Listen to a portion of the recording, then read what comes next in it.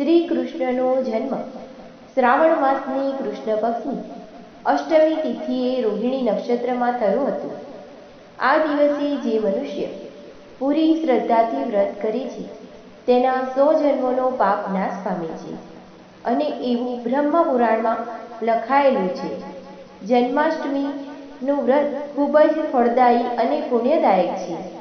જન્માષ્ટમીના દિવસે ભગવાન શ્રી કૃષ્ણ એટલે તેમના બાળ સ્વરૂપનું વિધિ વિધાનથી પૂજા કરવામાં આવે છે.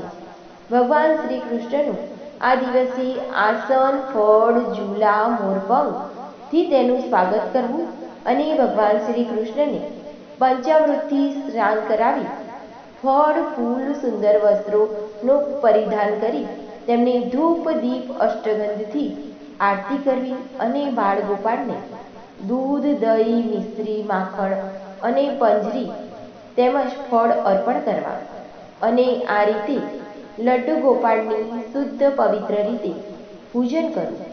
ભગવાન શ્રી કૃષ્ણ જગતના પાલનહાર છે, જગતના પોષણકર્તા છે. આથી શ્રી કૃષ્ણ જન્મ મહોત્સવ ખૂબ જ ધામધૂમથી મનાવવામાં આવે છે.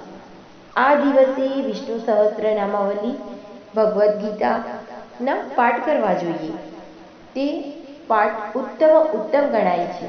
નંદલાલ લડ્ડુ ગોપાલના ભજન કીર્તન કરી ભક્તિ અને શક્તિ પ્રમાણે આ વ્રત કરવું તથા ભગવાન શ્રી કૃષ્ણને રીઝાવા ઓમ નમો ભગવતે વાસુદેવાય નમઃ એ મંત્રના જાપ કરવા. રાતે 12 વાગે ભગવાન શ્રી કૃષ્ણનો જન્મ થાય ત્યારે ભગવાન શ્રી કૃષ્ણની આરતી, થાળ અને સ્તુતિ કરવી અને લડ્ડુ ગોપાલને નંદ ઘેરાનંદ ભયો જય કનૈયા લાલ કી, હાથી ઘોડા પાલ કી, જય હો નંદલાલ કી એવા નાદથી શ્રી કૃષ્ણનો જયઘોષ કરવો. ભગવાન શ્રી કૃષ્ણના જન્મ પછી ભગવાનને જે થાળ ચઢાવ્યો હોય તે લઈ પારણા કરી શકાય છે.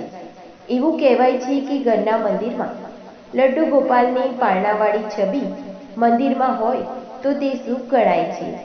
ભગવાન શ્રી કૃષ્ણની કોઈ પણ સ્વરૂપમાં પૂજા કરતી વખતે તેમાં દહીં, દૂધ, મિશ્રી, માખણ અને પંજરીનો આ ભોગ ખૂબ જ સારો ફળદાયી ગણાય છે. ભગવાન શ્રી કૃષ્ણને આ ચીજવસ્તુઓનો ભોગ ધરાવવો ખૂબ જ ફળદાયી નીવડે છે. ભગવાન શ્રી કૃષ્ણ વિષ્ણુના 8મા અવતાર હતા. તેથી તેમનો જન્મ 8મના દિવસે થયો હતો. આથી તે દિવસને જન્માષ્ટમી કે ગોકુળ અષ્ટમી તરીકે પણ ઉજવવામાં આવે છે.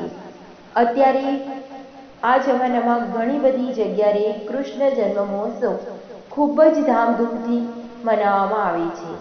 તો મિત્રો, આ હતી જન્માષ્ટમી પર્વની ભગવાન શ્રી કૃષ્ણની પૂજા વિધિ અને મહાત્મ્ય.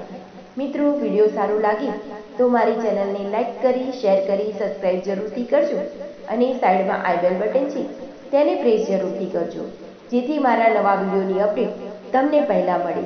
તો મળતા રહીશું આવા જ નવા વિડીયો સાથે. ત્યાં સુધી જય શ્રી કૃષ્ણ.